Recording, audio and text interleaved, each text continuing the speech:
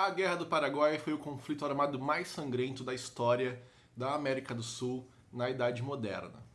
E é por isso que Brasil, Argentina e Uruguai se uniram numa aliança militar para defender o seu território e evitar que o Solano Lopes chegasse no seu objetivo final, que era criar ou recriar o Grande Paraguai, uma alusão ao vice-reino do Prata, quando a região inteira era uma só.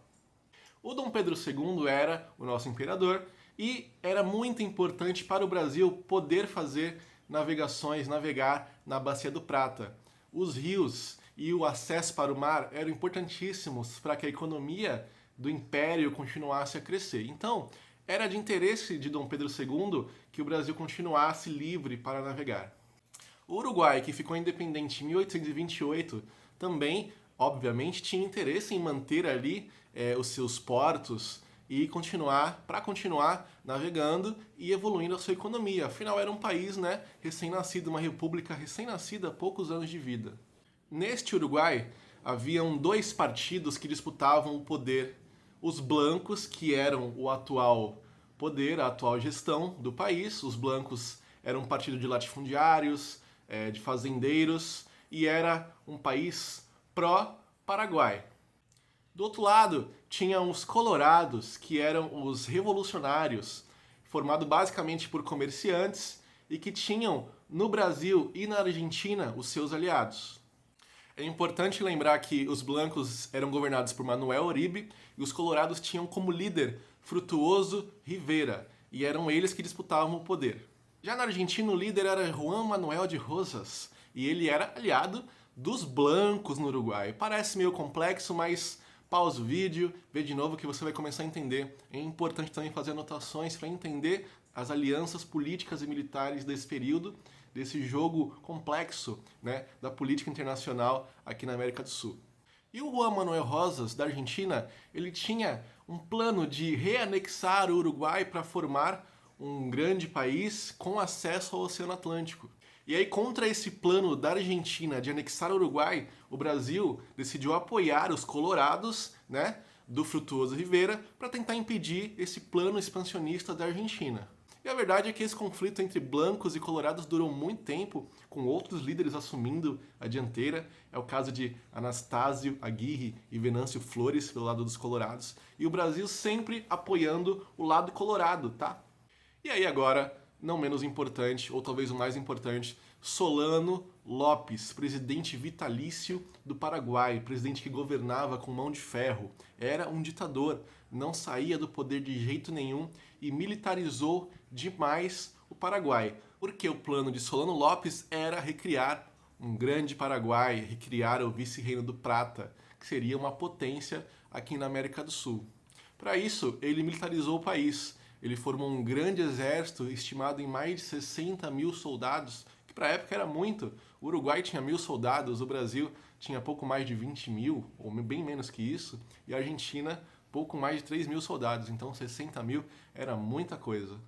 E vale lembrar também, gente, que essa rivalidade entre o Brasil e os países latino-americanos aqui vizinhos, ela vem desde a colonização, Os tratados que não foram respeitados e o território que foi sendo invadido e, mais importante, a importância geográfica e portuária ali da Bacia do Prata, todos os portos muito importantes para o comércio de exportação e importação, não só para os países aqui americanos, latino-americanos, mas também para os países europeus que queriam enviar os seus produtos, queriam levar produtos do Brasil e da América Espanhola para a Europa. Então, é por isso que esse conflito é tão forte ali na bacia do Rio da Prata, aqueles rios importantes que vão até o interior do Brasil, por causa do comércio e das navegações. E a guerra começa, gente, de fato, em 10 de novembro de 1864. É o primeiro start que começou de fato a guerra, que foi quando um navio brasileiro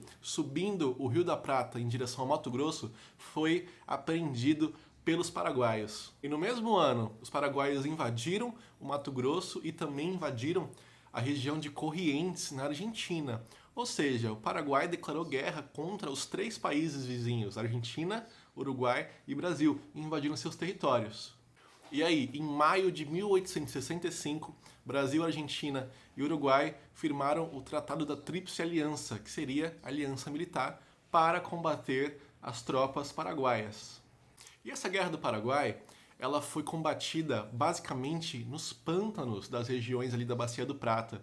E era uma guerra lenta em relação às guerras que acontecem hoje, com aviões, com caças, né? Com tropas se locomovendo com velocidade pelas estradas, com caminhões de guerra, veículos de guerra muito velozes. Então, as batalhas importantes, elas aconteciam de meses em meses, até de anos em anos. Por exemplo, a Batalha do Riachuelo foi em 65, uma batalha naval importantíssima da guerra, onde o Brasil derrotou a esquadra paraguaia. E no ano seguinte só, a Batalha do Tuiuti foi uma batalha importantíssima na guerra, em que também as tropas paraguaias foram derrotadas.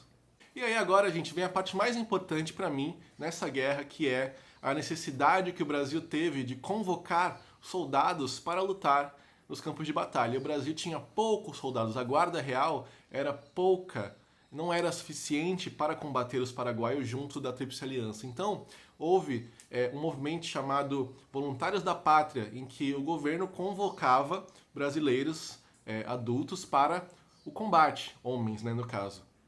Só que o que acontece é o seguinte, nem todos queriam ir para o campo de batalha. Os fazendeiros, principalmente, não queriam enviar seus filhos e não queriam ir para o campo de batalha porque era muito perigoso. E aí, o que acontece? O governo decidiu prometer aos escravizados de que, se eles fossem para a guerra combater pelo Brasil, pela nação brasileira, eles ganhariam a sua liberdade. Então, o exército brasileiro começou a ser formado por negros escravizados que queriam a sua liberdade. E também, aí sim, com o tempo, por indígenas, principalmente no centro do Brasil, que eram quem realmente conhecia o terreno, quem conhecia a região onde as batalhas seriam travadas. Então, olha que curioso, o exército brasileiro teve origem com essa mistura entre escravos, indígenas e os homens livres, né, considerados na época, para formar o exército, a origem do exército brasileiro. E aí, esse movimento, essa mistura, essa experiência foi decisiva no futuro para a abolição da escravidão. Porque os homens no campo de batalha, negros, índios, brancos, não se importavam mais qual era a sua classe, qual era a sua condição, se tinha liberdade ou não. Eles lutavam lado a lado, e lutar lado a lado uniu essas pessoas, esses homens. Lutar lado a lado fez com que eles se vissem até como irmãos. E aí, depois da guerra, quando tudo acabou, em 1870, quando o Brasil alcança e executa Solano Lopes e a guerra termina, muitos voltaram para casa, muitos escravizados agora com liberdade voltaram para casa e viram os seus irmãos, sua família ainda escravizados. Isso foi um processo muito importante na conscientização da população brasileira de que a escravidão não deveria ter mais espaço.